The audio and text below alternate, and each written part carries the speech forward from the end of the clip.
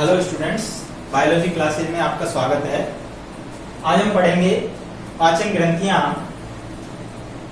पाचन ग्रंथियां मुख्यतः 3 प्रकार की होती हैं: लार ग्रंथियां, यकृत ग्रंथियां और अग्नाशय ग्रंथियां।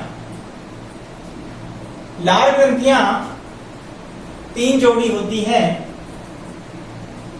अधोजिह्वा, सबलिंगुअल, ये जीभ के नीचे एक जोड़ी होती है। दूसरी अधोजंभ, सब मैक्सिलरी, मैक्सिला में एक जोड़ी। मैक्सिला ऊपरी जबड़े को कहते हैं, तो यहां एक जोड़ी अधोजंभ लार ग्रंथियां होती हैं। जबकि कर्णपूर्व, तीसरे प्रकार की जो ग्रंथि है कर्णपूर्व, जिसे पैरोटिड ग्रंथि कहते हैं, ये कानों के पास स्थित होती है और ये भी एक जोड़ी होती है। अर्थात मानव में 3 प्रकार की लार ग्रंथियां पाई जाती हैं: अधोजिह्वा, सबलिंगुअल, अधोजंभ, सब मैक्सिलरी, कर्णपूर्व, पैरोटिड। तीनों प्रकार की एक एक जोड़ी, अर्थात कुल 3 जोड़ी लार ग्रंथियां पाई जाती हैं। लार ग्रंथियों का कार्य हम जानते हैं, लार का श्रवण करना होता है जो पाचन में मदद करता है। तो सबसे पहले हम देखते हैं लार का संगठन। लार के संगठन की जब हम बात करते हैं तो लार में क्या होता है? जल होता है, टाइलिन, जो कि अल्फा एमाइलेज, टाइलिन का ही दूसरा नाम है अल्फा एमाइलेज। अल्फा एमाइलेज भोजन में उपस्थित स्टार्च का पाचन करता है। लाइसोजाइम जीवाणुओं को नष्ट करता है, जबकि श्लेष्मा और सोडियम क्लोराइड, पोटेशियम बाइकार्बोनेट्स आदि आयन भी लार के अंदर उपस्थित होते हैं। नेक्स्ट ग्रंथि की बात करते हैं, यकृत, लीवर। यह सबसे महत्वपूर्ण ग्रंथि है, जो हमारे शरीर की सबसे बड़ी ग्रंथि होती है। यकृत हमारे शरीर की सबसे बड़ी ग्रंथि होती है। उत्पत्ति की बात करें तो एक्टोडर्म से उत्पत्ति होती है। भार लीवर का 1.2 से 1.5 किलोग्राम, अर्थात 1.2 से लेकर लगभग 1.5 किलोग्राम लीवर का भार होता है। और स्थिति की जब हम बात करें तो लीवर उदरीय गुहा में बाईं ओर, उदरीय गुहा में दाईं ओर राइट साइड में डायफ्राम के नीचे स्थित होता है। जब हम बात करें स्थिति की तो यहां हम देखते हैं कि ये लीवर है और लीवर कौन से साइड में है? राइट साइड में है। ये हमारी कौन सी साइड है? Right side. और ये वाली कौन सी है? Left side. तो दाईं ओर डायफ्राम के नीचे, डायफ्राम जो होता है उसके जस्ट नीचे स्थित होता है लीवर। और मानव में लीवर जो है वो पालियों में बटा होता है, जिन्हें यकृत पालियां कहते हैं। और पाली 2 होती है, अर्थात यकृत द्विपालित संरचना होती है। यहां हम चित्र में भी देख सकते हैं। तो यहां देखिए, इधर देखिए, यहां ये दाईं यकृत पाली है और ये बाईं यकृत पाली है। और दोनों पालियों को बीच में एक लिगामेंट, जिसे फॉल्सीफॉर्म लिगामेंट कहते हैं, ये अलग करता है। और यहाँ पर हमें पित्ताशय भी नजर आ रहा है। ये थैलेनुमा पित्ताशय जो इसके नीचे की ओर स्थित है। यहाँ हम देखते हैं कि दाई पाली जो है जो कि बड़ी होती है, जबकि बाई पाली छोटी होती है। दाई पाली में अगेन यहाँ पर दो पालियां और बटी हुई हैं। ऊपर वाली क्वाड्रेट पाली कहलाती है, जबकि नीचे एक कॉर्डेट पाली होती है, कॉर्डेट पाली। तो यहाँ कंफ्यूज नहीं होना है स्टूडेंट्स, पालियां दो ही हैं, लेकिन दाई पाली को, दाई यकृत पाली को दो अलग अलग पालियों में बांटा गया है। ऊपर वाली क्वाड्रेट पाली है, नीचे वाली कॉर्डेट पाली है। बीच में फेल्सीफॉर्म लिगामेंट जो है वो दोनों पालियों को, दाई और बाई पाली को पृथक करता है। यहां से पित्ताशय है जिससे पित्त वाहिनी जा रही है। यहां देखते हैं अपन, दाई बड़ी पाली के नीचे, दाई जो राइट साइड की जो पाली है उसके नीचे थैले नुमा हरे रंग का पित्ताशय होता है। तो ये पित्ताशय जिसे हम गॉल ब्लैडर कहते हैं, ये हरे रंग का होता है क्योंकि इसमें पित्त रस का संग्रह किया जाता है। ठीक है, पित्त रस हरे रंग का होने के कारण इसका भी रंग हरे रंग का दिखाई देता है। यह क्या काम करेगा? पित्त रस, बाइल जूस का संग्रह करता है। तो अभी हमने क्या कहा, पित्ताशय क्या काम करेगा? बाइल जूस यानी पित्त रस का संग्रह करता है। ठीक है, जो आगे चलकर वसा का पायसीकरण करेगा। नेक्स्ट है पित्ताशय से पित्त वाहिनी और यकृत से यकृत वाहिनी। देखिए, पित्ताशय से पित्त वाहिनी और यकृत से यकृत वाहिनी निकलती है, जो दोनों मिलकर सामान्य पित्त वाहिनी बनाती है। क्या बनाती है? सामान्य पित्त वाहिनी बनाती है। और इसी को हम क्या कहते हैं? डक्टस कोलोडोकस कहते हैं। डक्टस कोलोडोकस कहते हैं। तो यहाँ हम देख सकते हैं, इसको दर्शाने के लिए हमने यहाँ एक चित्र और बनाया है। अपन को इसको समझने के लिए देखना है। ठीक है, लीवर की संरचना का डायग्राम हमें ये बनाना है, लेकिन इसको हम स्थिति को समझने के लिए यहाँ देखते हैं, ये पित्ताशय है और पित्ताशय से कौन सी वाहिनी आ रही है? पित्त वाहिनी। ठीक है, पित्त वाहिनी जिसे हम बाइल डक्ट कहते हैं। और यहाँ हम देखते हैं, देखो ये हमारा ये राइट लोब हो गया और ये जो है राइट लोब और ये लेफ्ट लोब। तो दोनों पालियां हैं। ठीक है, दाई और बाई यकृत पाली। ठीक है, और बाई और दाई यकृत पाली से दोनों यकृत वाहिनियां आ रही हैं। दोनों यकृत वाहिनियां आपस में जुड़ जाती हैं, इसे हम कहते हैं सामान्य यकृत वाहिनी। दोनों यकृत वाहिनियां जुड़कर सामान्य यकृत वाहिनी बना रही है। इधर से पित्त वाहिनी आ रही है। और जब ये दोनों आपस में जुड़ जाती हैं, दोनों आपस में जुड़ जाती हैं, तो इसे हम क्या कहते हैं? इसे हम क्या कहते हैं? सामान्य पित्त वाहिनी। यहाँ क्या, ये क्या कहलाएगी? सामान्य पित्त वाहिनी, सामान्य पित्त वाहिनी। और इसी को ही हम सामान्य पित्त वाहिनियों को ही हम क्या कह रहे हैं? डक्टस कोलोडोकस। तो ये बहुत इंपॉर्टेंट है, यहाँ से नाम पूछा जाता है। जो स्टूडेंट्स नीट का एग्जाम के लिए प्रिपेयर कर रहे हैं तो उनके लिए ये बहुत महत्वपूर्ण है। डक्टस कोलोडोकस,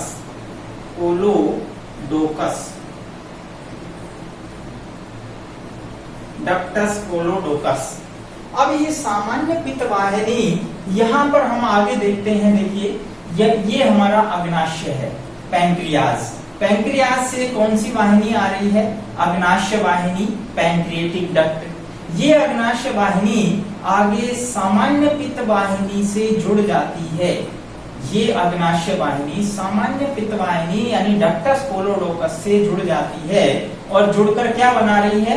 यकृत अग्नाशय वाहिनी, hepatic pancreatic duct, hepatic pancreatic duct. और ये डक्ट आकर कहाँ खुल रही है? ये आकर खुल रही है ओडाई की अवरोधनी। किसमें? ग्रहणी वाले भाग में, आंत्र के ग्रहणी वाले भाग में ओडाई की अवरोधनी द्वारा आकर खुलती है। ये बात हमने गृहिणी की संरचना में भी पढ़ी थी। तो यहाँ हम देख सकते हैं कि सामान्य पित्त वाहिनी और अग्नाशय वाहिनी, ये अग्नाशय वाहिनी दोनों, सामान्य पित्त वाहिनी और अग्नाशय वाहिनी मिलकर क्या बना रही है? यकृत अग्नाशय वाहिनी बना रही हैं। और ये आकर कहाँ खुलती हैं? ये गृहिणी में ओडाई की अवरोधनी, किसमें खुल रही है स्टूडेंट्स? ओडाई की अवरोधनी में खुलती है। तो ये नेक्स्ट वेरी इंपॉर्टेंट पॉइंट्स है, ध्यान रखने की बात है। तो ये लिवर की स्ट्रक्चर आपको समझ में आ गई होगी। नेक्स्ट इसके बाद हम लेते हैं लिवर की हिस्टोलॉजी।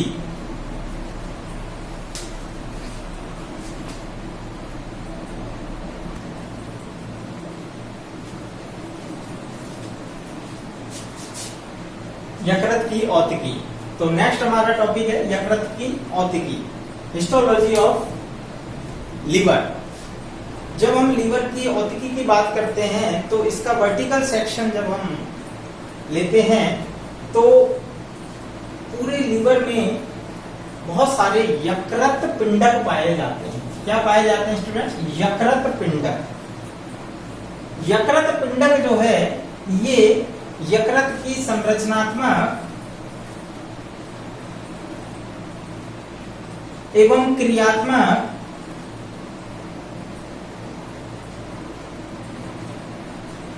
इकाई होते हैं। यकृत पिंडक यकृत की संरचनात्मक एवं क्रियात्मक इकाई होते हैं, अर्थात यकृत की स्ट्रक्चरल और फंक्शनल यूनिट ये यकृत पिंडक होते हैं। तो ऐसे बहुत सारे यकृत पिंडकों से मिलकर यकृत बना होता है। तो हम एक यकृत पिंडक को यहाँ पर चित्र के माध्यम से समझ रहे हैं। तो यहाँ ध्यान देंगे कि यकृत पिंडक जो होता है ये एक यकृत पिंडक हमने लिया है। ऐसे बहुत सारे यकृत पिंडक पूरे यकृत में होते हैं। जब हम इसकी बात करते हैं तो यहाँ देखिए यकृत पिंडक के चारों ओर, ये यकृत पिंडक के चारों ओर तंतु में संयोजी ऊतकों का, ये देखिए तंतु में संयोजी ऊतकों का चारों ओर आवरण होता है। इस आवरण को हमने नाम दिया ग्लैंसन संपुट, ग्लैंसन कैप्सूल या ग्लैंसन संपुट कहते हैं। और इसके अंदर जब हम बात करते हैं तो यहाँ देखिए लड़ियों के अंदर, ये लड़ियां हैं इस तरह से, लड़ियों के अंदर इधर भी देखिए, इधर भी और इधर भी। तो ये लड़ियों के रूप में क्या होती हैं? हिपेटोसाइट्स होती हैं। हिपेटोसाइट्स को ही हम यकृत कोशिकाएं कहते हैं, यकृत कोशिकाएं। और ये यकृत कोशिकाएं मिलकर पूरे इस यकृत पिंडक को बनाती हैं। यकृत कोशिकाओं का कार्य होता है पित्त का श्रवण, पित्त का श्रवण इन यकृत कोशिकाओं से ही होता है। और यहाँ हम देखते हैं बीच में खाली स्थान नजर आ रहे हैं। पूरे यकृत पिंडक में जगह जगह खाली स्थान दिख रहे हैं। इन खाली स्थानों को हम सिराकोटर कहते हैं, सिराकोटर कहते हैं, यानी पात्र कहते हैं, सिरा पात्र। और इन पात्रों में बीच में आप देख रहे हैं कुफ्फर सेल्स, ये विशेष प्रकार की यकृत कोशिकाएं होती हैं जिन्हें हम महाभक्षकाणु कहते हैं। ये फैगोसाइट्स होती हैं जो आरबीसी का विघटन करती हैं, यानी लाल रक्त कणिकाओं का विखंडन करती हैं। तो इन्हें हम कुफ्फर सेल्स, वेरी इंपॉर्टेंट टर्म्स है स्टूडेंट्स। कुफ्फर सेल्स के बारे में डायरेक्ट पूछा जाता है, ये कहाँ मिलती हैं? तो कुफ्फर सेल्स कहाँ मिलेंगी? यकृत में मिलती हैं। और इनका कार्य क्या है? ये महाभक्षकाणु की तरह काम करती है, यानी ये लाल रक्त कणिकाओं का भक्षण करती हैं, साथ ही साथ में जीवाणुओं का भी भक्षण करती हैं। इसके अलावा जब हम बाहर की तरफ कोनों पर हम देखते हैं तो प्रत्येक यकृत पिंडक में बाहर कोनों पर एक निवाहिका त्रिक होता है। क्या होता है? निवाहिका त्रिक। इसको त्रिक इसलिए कह रहे हैं क्योंकि प्रत्येक निवाहिका त्रिक में 3 अलग अलग नलिकाएं होती हैं, वाहिनियां होती हैं। तो यहाँ हम देखते हैं, एक है यकृत निवाहिका शिरा, यकृत निवाहिका शिरा, हेपेटिक पोर्टल वेन। नेक्स्ट है यहाँ पर दूसरी यकृत धमनी, हेपेटिक आर्टरी। तीसरी है अंतरपिंडकीय यकृत वाहिनी, अंतरपिंडकीय यकृत वाहिनी। तो ये तीनों प्रत्येक यकृत निवाहिका जो अपन बात कर रहे हैं त्रिक, उसके अंदर पाई जाती हैं। और केंद्र में उपस्थित एक बड़ी नलिका होती है जिसे हम केंद्रीय सिरा कहते हैं, केंद्रीय सिरा, और इसी को अंतरपिंडकीय सिरा भी कहते हैं क्योंकि ये पूरे पिंडक के बीच में पाई जाती है, इसलिए इसे अंतरपिंडकीय सिरा भी कहते हैं। तो स्टूडेंट, इस प्रकार ये हमारे लीवर की औतिकी यानी प्रत्येक लीवर यकृत पिंडकों से मिलकर बना होता है। इस प्रकार बहुत सारे यकृत पिंडक एक हमारे लीवर के अंदर होते हैं। नेक्स्ट, यकृत के कार्य हम पढ़ेंगे। यकृत के कार्य।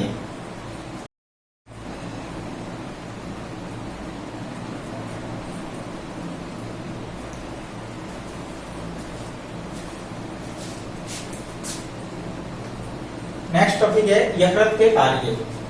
तो स्टूडेंट्स, यकृत हमारे शरीर में बहुत ही इंपॉर्टेंट पाचक ग्रंथि है जो न सिर्फ पाचन का कार्य करती है बल्कि और भी बहुत सारे फंक्शंस इसके हैं।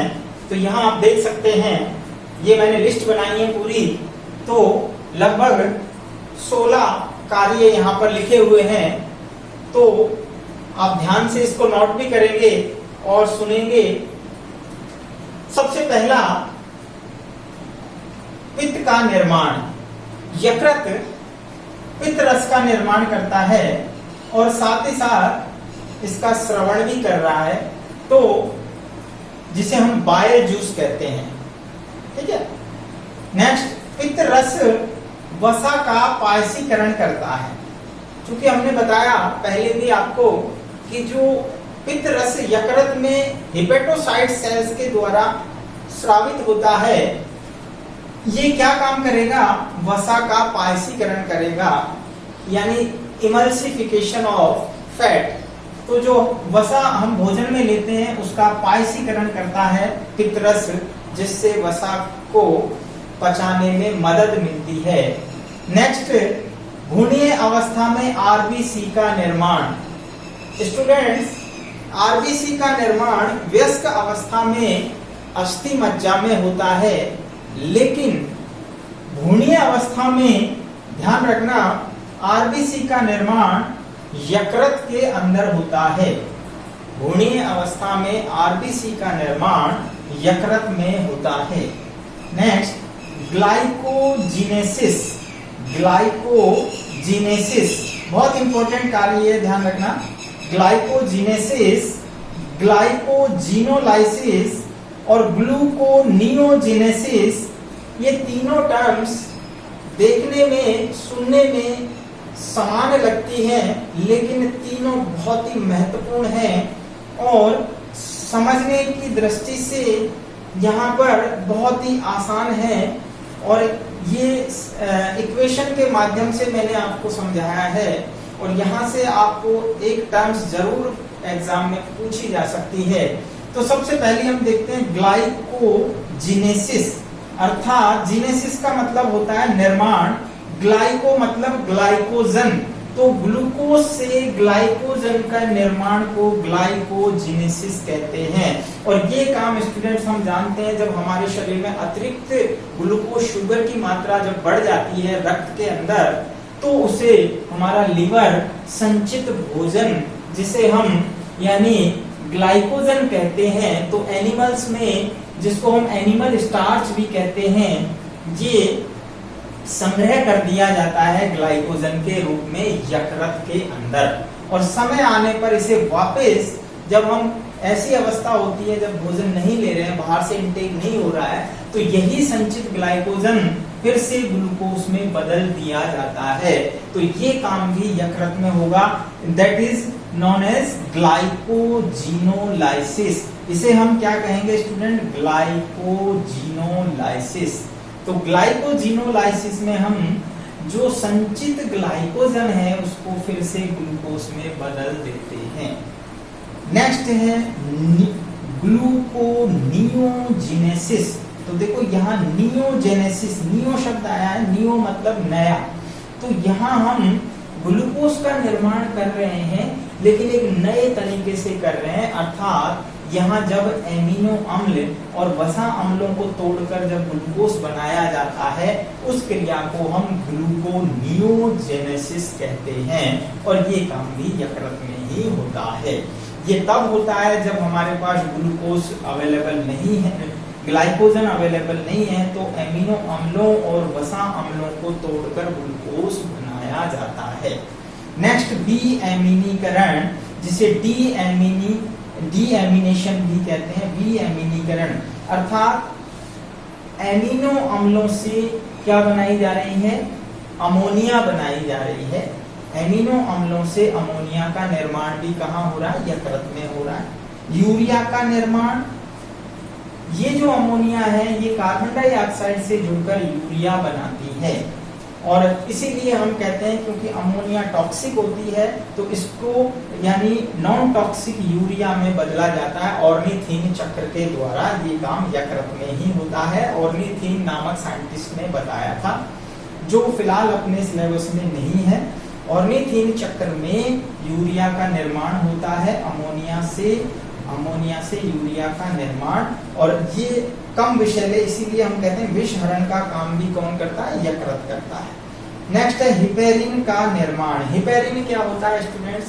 रक्त प्रतिस्कंदक पदार्थ है ये, यानी रक्त को जमने से बचाता है, उसके थक्का जमने से बचाता है। जब रक्त धमनी और शिराओं में बहता है तो वहां पर हिपेरिन नाम का एक पदार्थ जो है, जिसे रक्त प्रतिस्कंदक पदार्थ कहते हैं, ये होता है और ये इसे जमने से बचाता है। और ये कहाँ बन रहा है? यकृत में बन रहा है। नेक्स्ट विटामिन ए का संश्लेषण।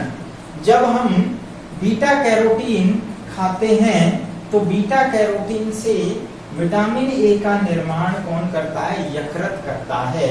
जैसे मान लीजिए हम गाजर या इस तरह के फलों का सेवन कर रहे हैं जो विटामिन ए के सोर्स हैं, तो उनमें बीटा कैरोटीन होता है और इसे हमारा लिवर विटामिन ए में बदल देता है, अर्थात विटामिन ए का निर्माण करता है।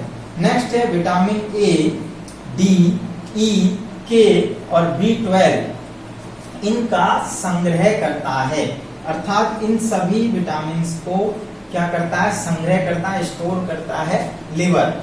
विषहरण, अभी आपको बताया था डिटॉक्सिफिकेशन, विषहरण का काम भी कौन करता है? यकृत करता है। जो विषैले पदार्थ है, जैसे अभी बताया आपको अमोनिया विषैला होता है, उसको यूरिया में बदल देता है, जो कि विषैला नहीं होता है। उत्सर्जी पदार्थ है लेकिन विषैला नहीं है। इसी प्रकार यकृत क्या करता है? पीतक का निर्माण करता है। पीतक क्या होता है? योग, जो कि घूर्णी अवस्था में निर्माण होता है। और यहाँ पर मैक्सिमम जो है पीतक का निर्माण होता है। खास तौर से हम जो एवरेज वर्ग के प्राणी हैं वहां भी हम कह सकते हैं कि योग अत्यधिक आवश्यक होता है। तो इसका निर्माण पीतक में यानी कहाँ होता है? यकृत में होता है। नेक्स्ट वसा संचय, वेरी इंपॉर्टेंट। वसा संचय, जो फैट होती है उसका संचय भी यकृत में होता है। तो यहाँ एक पॉइंट ध्यान रखना है, जो व्यक्ति अल्कोहल का ज्यादा सेवन करते हैं, यानी अल्कोहल पीने वाले जो व्यक्ति हैं, उनमें लीवर में ज्यादा फैट संचित हो जाता है, फैट ज्यादा जमा होने लगता है और उसको हम कहेंगे फैटी लीवर। क्या कहेंगे student? Fatty liver, fatty liver. और ये एक प्रकार का रोग हो जाता है और इसे हम कहते हैं लिवर सिरोसिस। लिवर सिरोसिस ये एक प्रकार का रोग होता है जिसमें हम सामान्य भाषा में कह देते हैं कि लीवर में सूजन आ गई है, सॉइलिंग आ गई है, दरअसल में लीवर फैटी हो जाता है, उसमें फैट ज्यादा संचित हो जाता है। नेक्स्ट इधर देखिए 15वां पॉइंट है हमारा लसिका निर्माण, जो लिम्फ है उसका निर्माण भी यकृत करता है। नेक्स्ट और लास्ट है रक्त स्कंदन प्रोटीन का निर्माण। रक्त स्कंदन प्रोटीन यानी जब रक्त का थक्का जमाया जाता है तो वहां पर दो प्रमुख प्रोटीन प्रोथ्रोम्बिन और फाइब्रिनोजन काम में आती है। इनका निर्माण भी यकृत द्वारा ही होता है। तो इस प्रकार यकृत के कार्य ये आपको पूरे अपनी बुक में नोट करने हैं और इनको समझना है। मैं समझता हूँ आपको ये टॉपिक अच्छी तरह समझ में आ गया होगा और सभी स्टूडेंट्स कंटिन्यू आपको प्रत्येक सब्जेक्ट की क्लासेस अवेलेबल कराई जा रही है, इसलिए आप कतई आप अपने घर में रहकर इस लॉकडाउन के दौरान अपनी पढ़ाई जारी रखेंगे। आपको पूरी जो है संस्था प्रधान हमारे सभी फैकल्टी आपकी पढ़ाई के लिए जो है चिंतित हैं और आपको समय पर पूरी जो है मैटर दिया जाएगा।